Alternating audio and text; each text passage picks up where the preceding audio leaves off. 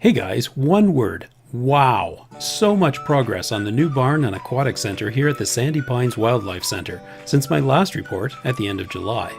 Since then, the steel roof has been installed, siding is in place, and windows and doors are close to complete.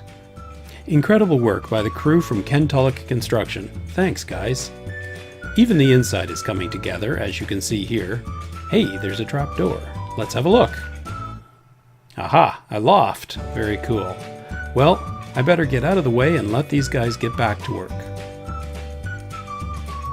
Outfitting the new facility and funding a new well depends upon your generous financial support. Please visit www.sandypineswildlife.org and hit the donate button right here. Thank you again for your support.